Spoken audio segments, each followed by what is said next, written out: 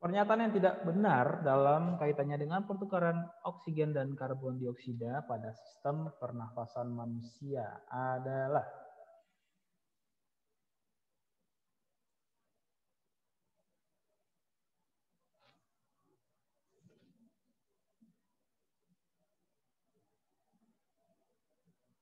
Natali.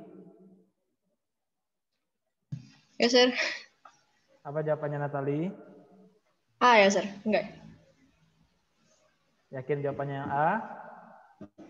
Iya. Kenapa kalau jawaban A tidak benar, berarti jawaban yang benarnya apa? Pernyataannya tidak benar, berarti pernyataan yang benarnya apa?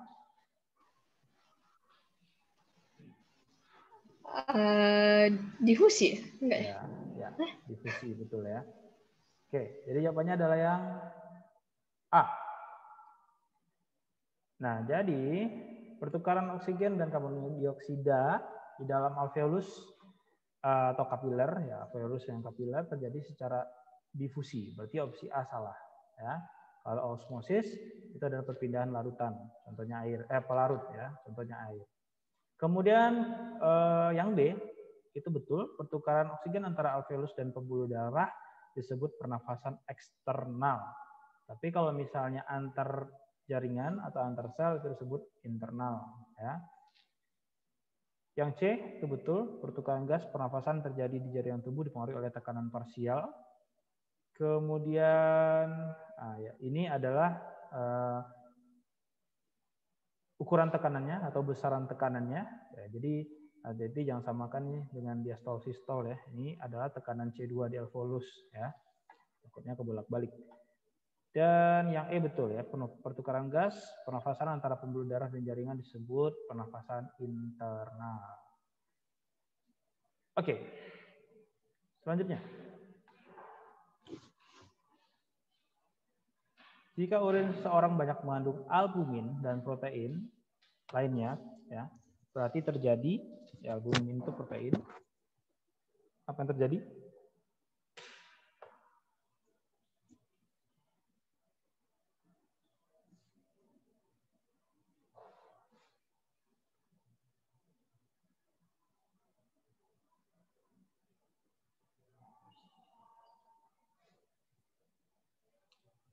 Ya, apa yang terjadi?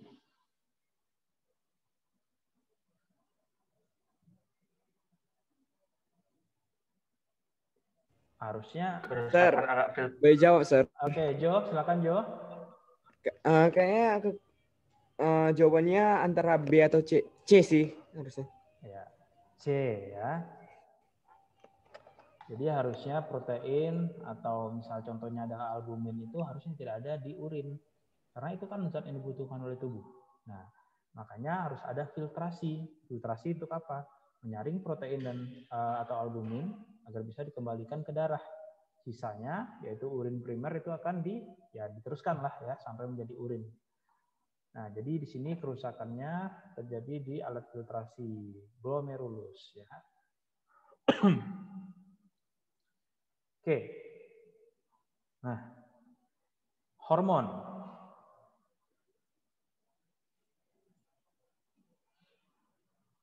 Coba dibaca dengan baik. Hormon yang dikeluarkan oleh hipofisis anterior.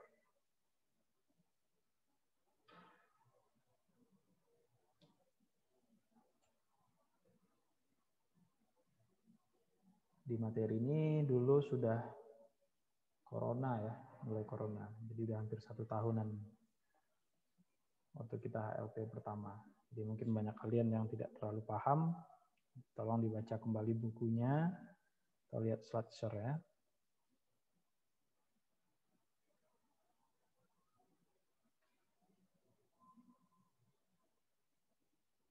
Hipofisis itu posisinya bisa kita katakan berada di tengah-tengah otak ya. Di dalam, bagian tengah-tengah, atau di depan otak kecil. Dia ada 3 sebenarnya. Ada anterior, ada posterior, ya ada yang tengah atau intermediate. Tapi yang menghasilkan hormon itu adalah yang anterior dan posterior. Kalau yang intermediate-nya tidak jelas ya. Ayo, apa? Ada yang tahu?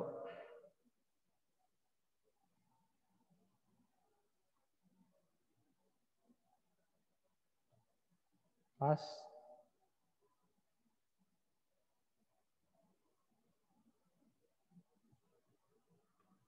A ya, Sir. Siapa nih jawab? Stel apa Stel? A, Sir. Tidak.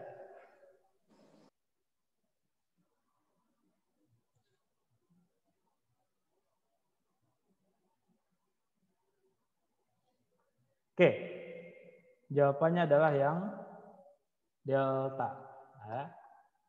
Jadi di sini delta itu 136.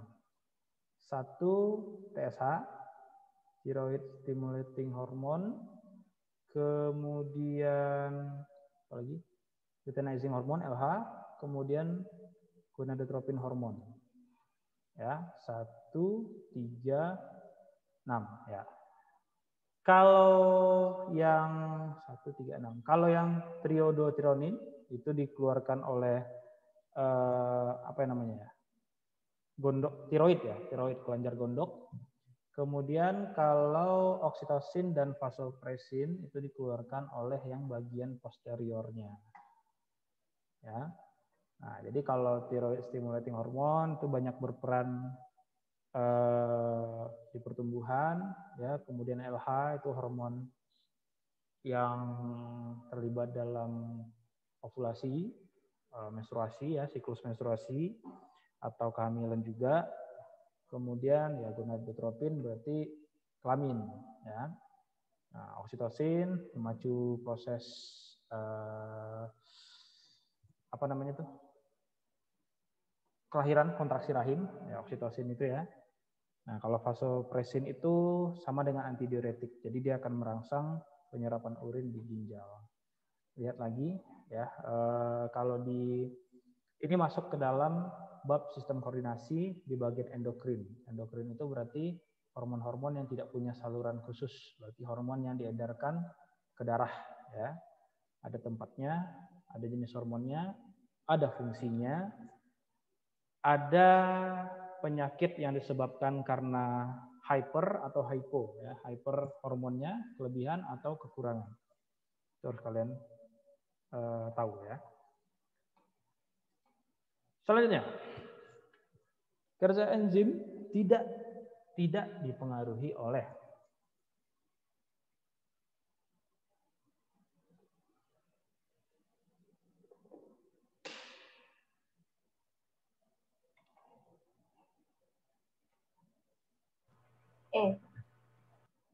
Iya, betul sekali Lisa. Jawabannya adalah yang E ya.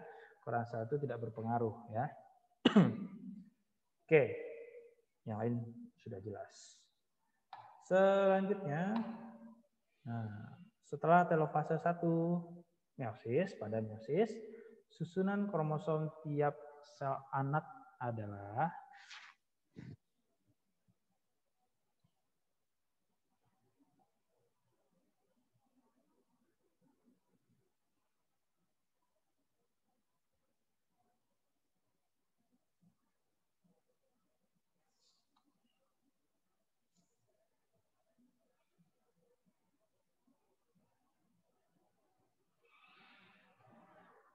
ayo.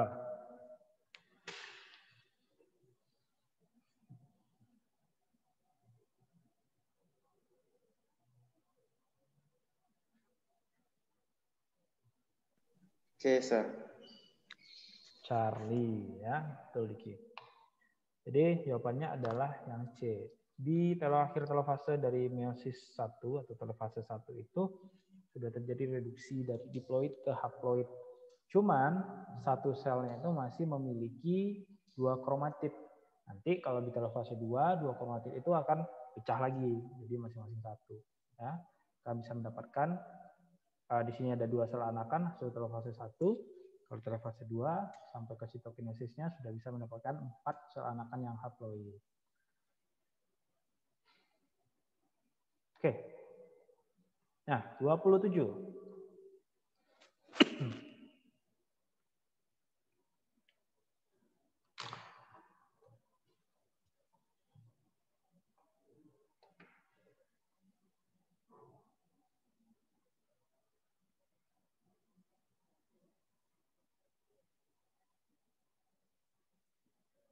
Ayo. Di sini ada 3 pasangan alel, individu bergenotipe A besar A kecil, itu berarti 1 pasang alel. C ya, Sir. Nah, jawabannya apa, Natali? C. C. Belum tepat. A besar A kecil, B besar B kecil, C besar C kecil, disilangkan dengan itu juga. B ya, Sir. Belum tepat, Kayla. Ingat, bagaimana cara penarikan jumlah gamet dari suatu genotipe. Yang kita lihat adalah 2 pangkat N sama dengan heterozigot. Berapa gamet yang dihasilkan dari A besar A kecil, B besar B kecil, C besar C kecil? D, Sir. Ya, betul sekali, Makario. Delta. Jadi caranya adalah ini ya. Ini 2 pangkat 3 ya, belum serubah. Kita akan menghilangkan ini dengan ini juga. Berarti satu genotipe ini sudah memiliki gamet 8. Ya. Nah, kalau kita silangkan dengan sesamanya berarti 8 dikali 8. Berarti jumlah semua gamet yang ada di dalam genotipe ini adalah 64 variasinya ya. Nah, kemudian coba kalau kita keluarkan satu genotipe yang homogen, peluang munculnya genotipe A besar, B besar, C besar yang homogen, ini pasangan alelnya, itu kan cuma 1. Coba kita keluarkan dari sini. A besar ya, kita kalikan dengan ininya juga, itu hanya didapatkan 1 ini aja.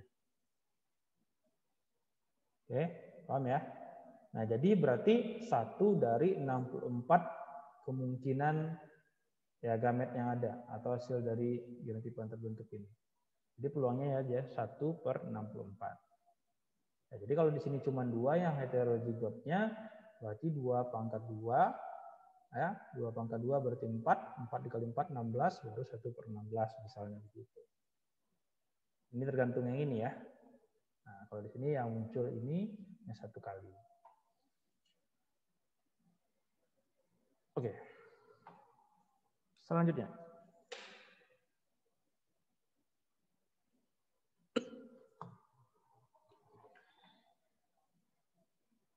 Kapsid pada virus.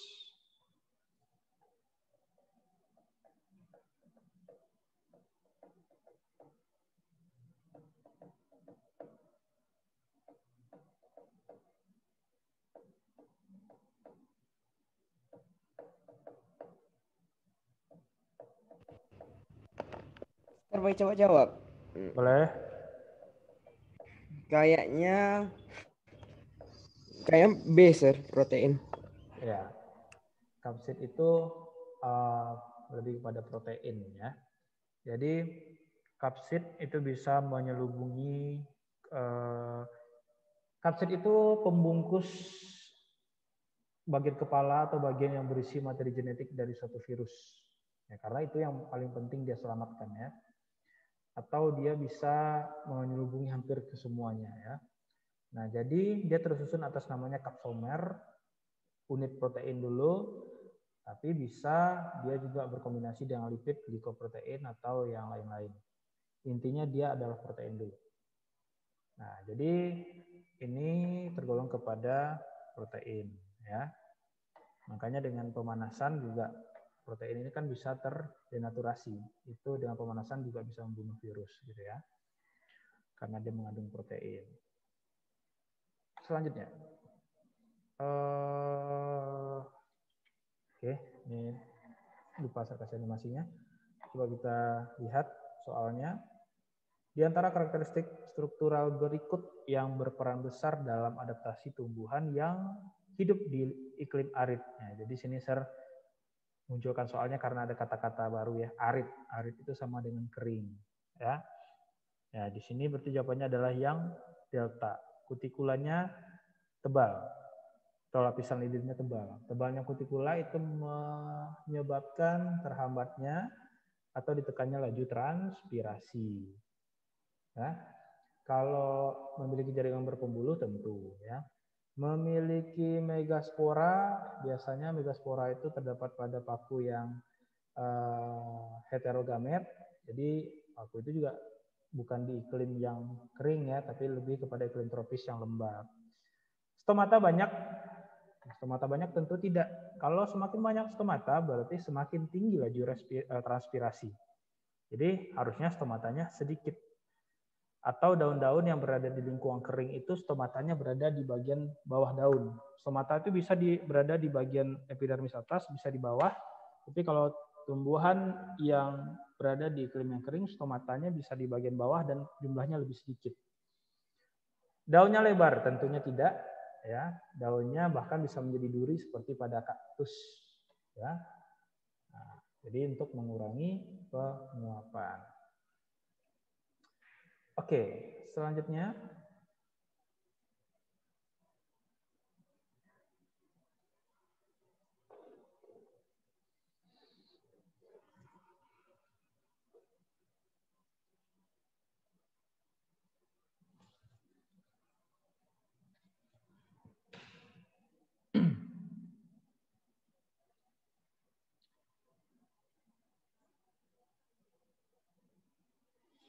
Daun merupakan organ tumbuhan yang berperan dalam proses fotosintesis dan transpirasi atau penguapan.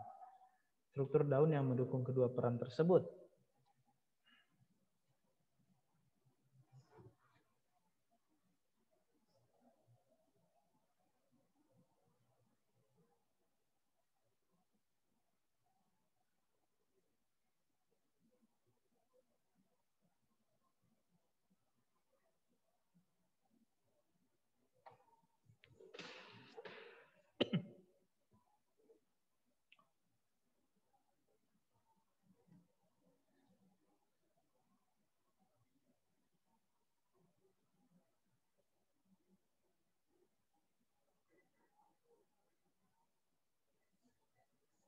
Dan tahu jawabannya?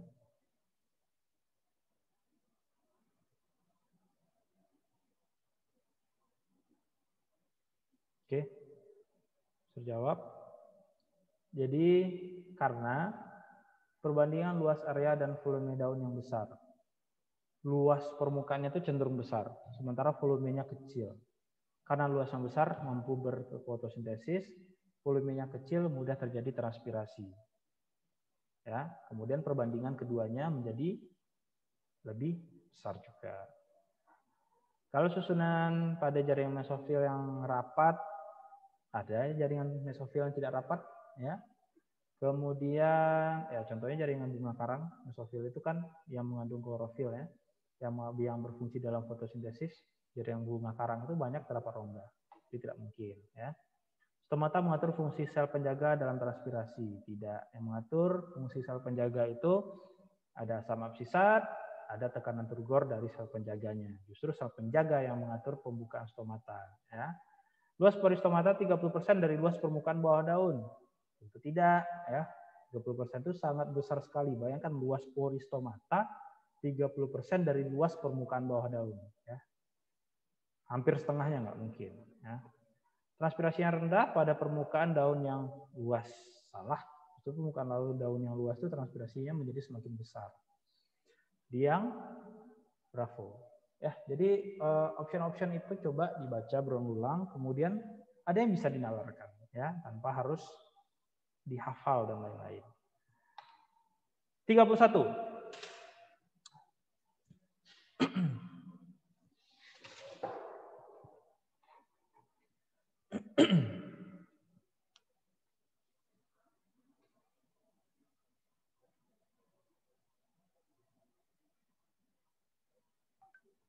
Yuk, tumbuhan teh sering dipangkas pucuknya.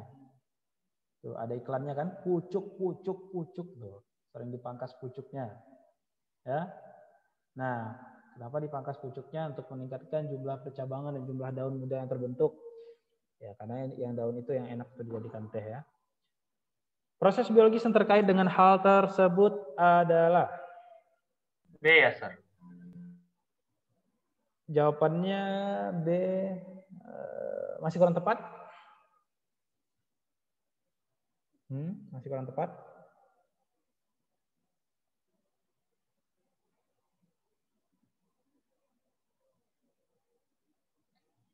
Nih, meningkat. Belum tepat. Meningkatkan jumlah percabangan dan jumlah daun muda yang terbentuk. Cabang.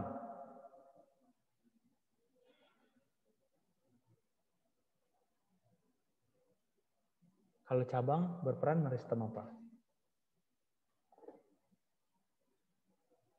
Cabang tuh kemana dari fondasi tengahnya itu? C ya, Sir. Yang C ya. Cabang itu kan biasanya nyamping. Pertumbuhan diameter percabangan itu yang terlibat adalah lateral. Jadi begini ya, dalam suatu makhluk hidup yang paling banyak itu pada tumbuhan. Jika suatu organ dipotong, nutrisi atau hormon yang lain itu akan berpindah ke tempat yang lain. Jadi maksudnya ketika pucuknya dipotong, ya hormon-hormon itu akan fokus ke atau dilebihkan ya, atau pergi ke bagian samping. Ini apikal kita potong. Apikal itu yang ada di ujung ya, di ujung batang atau di ujung akar. Jadi kalau dipotong apikalnya, otomatis itu akan lari ke meristem yang lateral. Jadi kalau kalian punya bunga, kalian punya pohon, kalian memangkas itu ada aturannya. Kalian mau ngapain dulu nih? Kalau kalian mau lebih memperbanyak pohon, memperbesarnya, merindangkannya, potonglah ujung-ujung pucuknya, ujung-ujung bagian atas batangnya. Tapi kalau kalian pengen tinggi, pohon itu tinggi ya, bukan rindang ke samping. Tapi pengen tinggi ya potonglah yang samping-sampingnya. Seperti pohon pinus-pinusan itu ya, kalau kita potong samping-sampingnya dia akan lebih cepat tinggi gitu. Tapi kalau seperti bonsai-bonsai yang bukan bonsai yang kecil ya, bonsai yang untuk tanaman pagar pembatas itu kan dipotong pucuknya seperti daun teh ini. Nah, gitu ya. Bahkan ada beberapa penelitian di hewan pun, di krustase, di udang misalnya, pemotongan kaki renangnya, ya jadi di krustase itu ada kaki jalan, ada kaki renangnya. Kaki renang itu untuk mendayung ya. Itu ketika dipotong bagian tubuhnya, dia akan memacu perkembangan pembesaran tubuhnya. Kaki dipotong, tubuhnya jadi besar. Nah, itu kan untuk meningkatkan nilai ekonomisnya ya. Jadi distribusi hormon itu ada ya di dalam tubuh. Oke, selanjutnya. Gen pembawa sikosel anemia bersifat resesif dan tidak mudah hilang di alam. Penderita penyakit tersebut tahan terhadap malaria.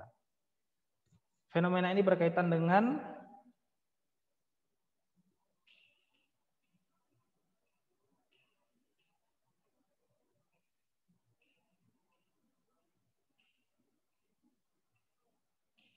Heterozygote advantage. A. heterozygote advantage ya.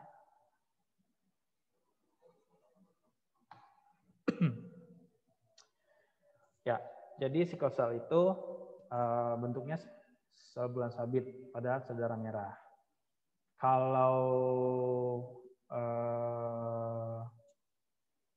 ada beberapa referensi yang bilang ya karena bentuknya tidak bikonkav, jadi tidak mudah berikatan dengan plasmodium katanya begitu ya. Tapi kalau kita lihat sebenarnya lebih kepada hemoglobinnya. Nah, kalau yang abnormal itu adalah HbS, hemoglobin S, kalau A itu hemoglobin HbA. Nah, jadi orang yang punya sel sabit atau carrier dia adalah heterozigot.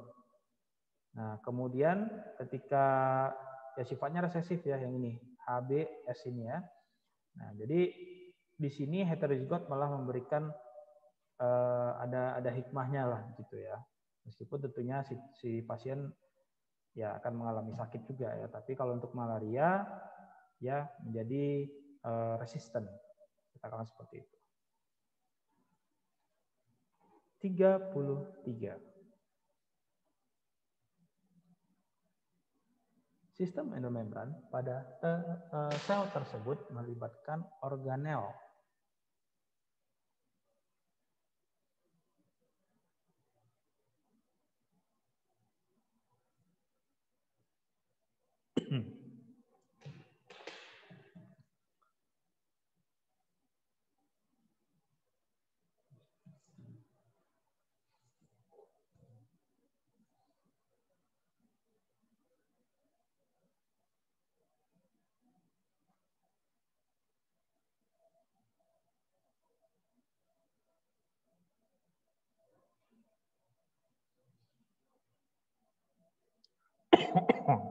Sorry.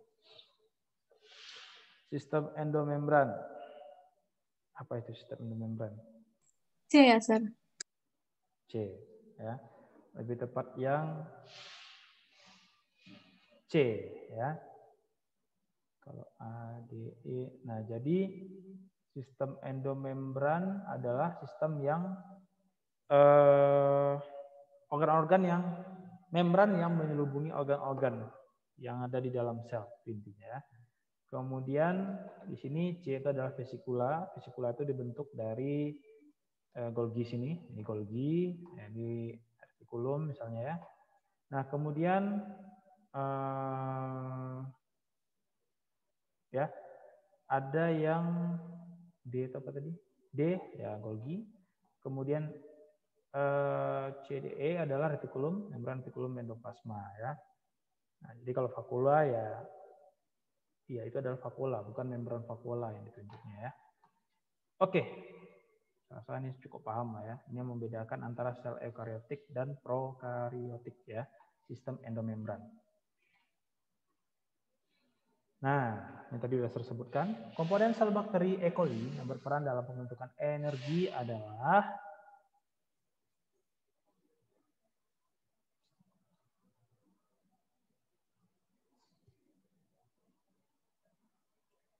yuk, kalau nggak ingat, eliminasi aja. B, Sir. B ya. Mitokondria kan disebutkan tidak ada di prokariot, coret. Membran sel bukan untuk energi, coret. Lisosom untuk pencernaan. Badan Golgi untuk packaging ya, pengemasan misalnya.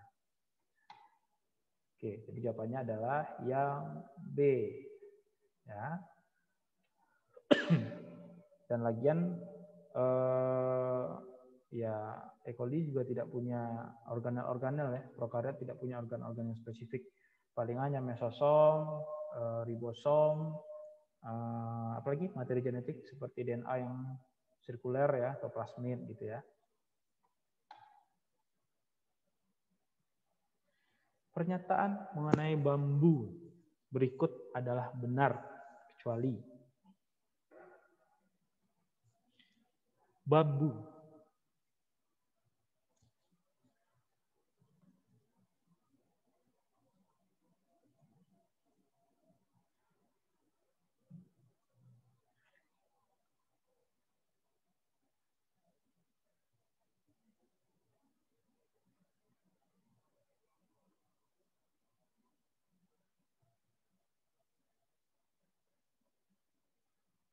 ayo, apa jawabannya? C ya, Sir. C ya, Sir. Bambu merupakan tumbuhan berbunga. Maka berikut adalah bunga kecuali. Ada bunga bambu kira-kira?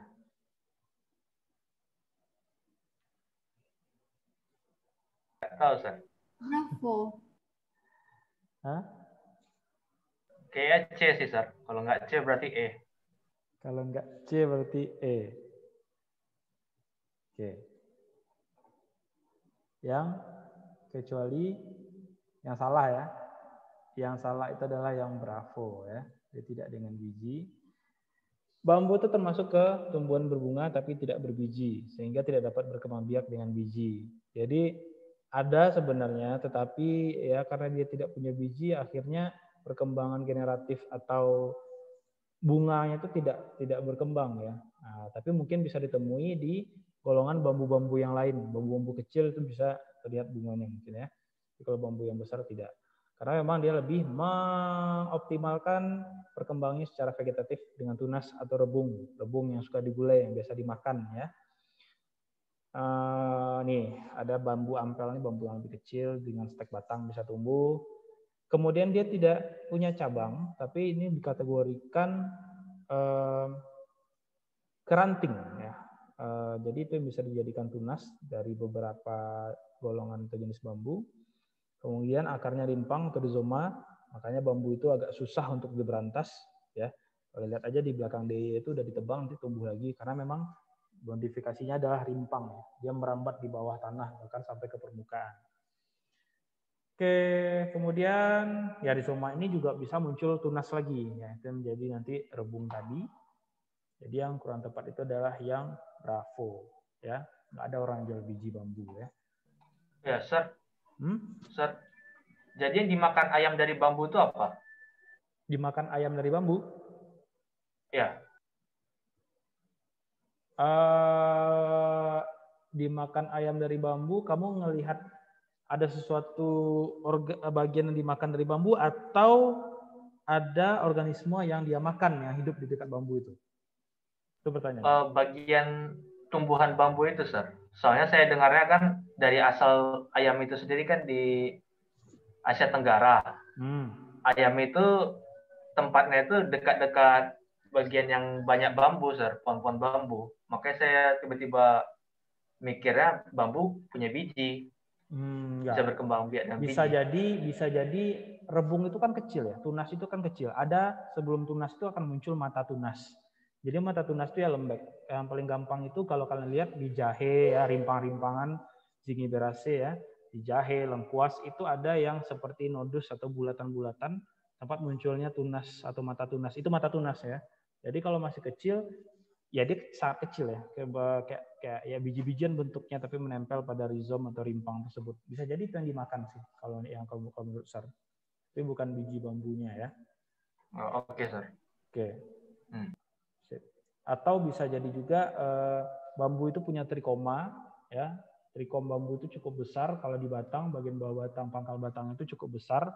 Makanya kalau kita pegang bambu, bagian bawah batangnya, bagian daunnya, bagian seludang daun atau daun pembungkus pelepahnya itu kan banyak trikom. Bisa jadi juga itu yang dimakannya. Karena trikom bambu itu trikom yang glandular, menghasilkan sekret.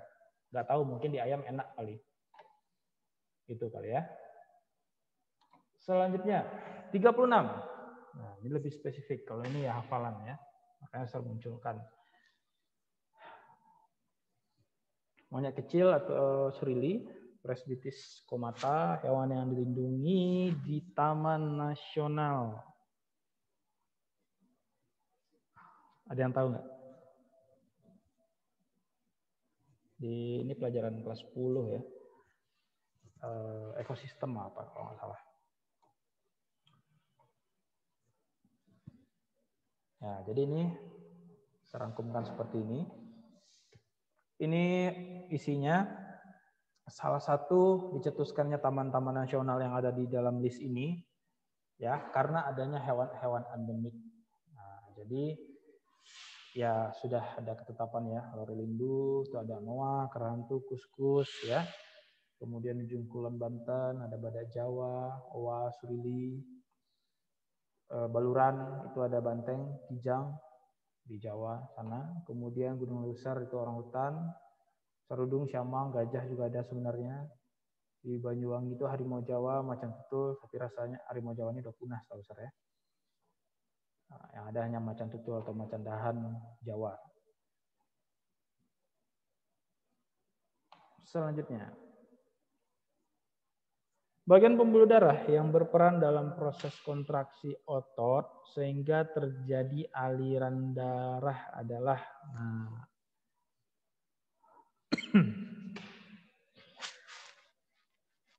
jadi pembuluh darah yang kecil halus itu sebenarnya ada lapisan tunika atau lapisan.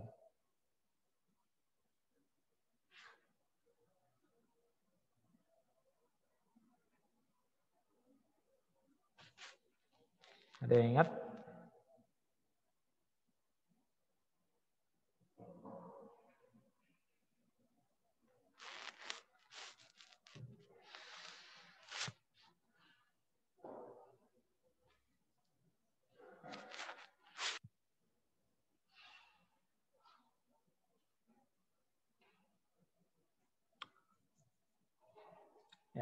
Jawabannya adalah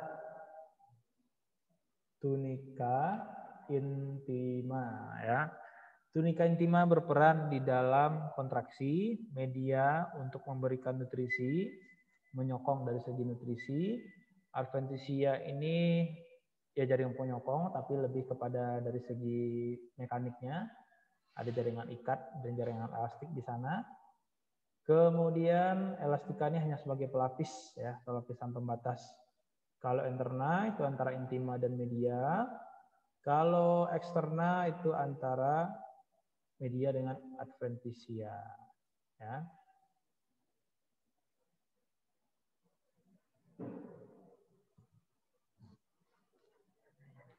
Jawabannya adalah yang A. Oke. Kita lanjutkan. Bagian biji yang triploid pada kacang tanah atau Arachis hypogaea adalah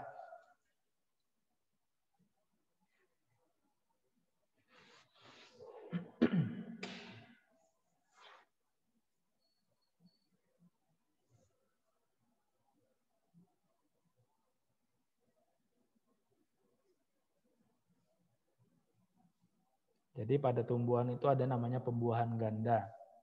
Pembuahan ganda itu yang pertama berarti adalah wajib antara pembuahan sel telur dan ya inti generatif 1 ya istilahnya ya, atau dengan spermanya begitu ya.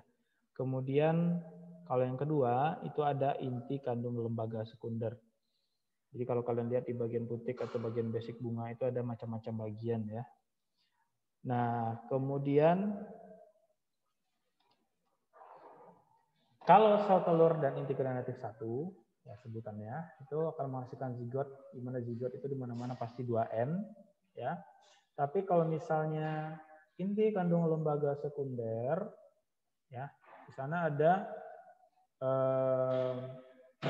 dua inti kandung lembaga sekunder dan masing-masing dibuahi oleh inti generatif, ini 2 yang haploid sehingga terbentuk endosperma yang triploid, ya.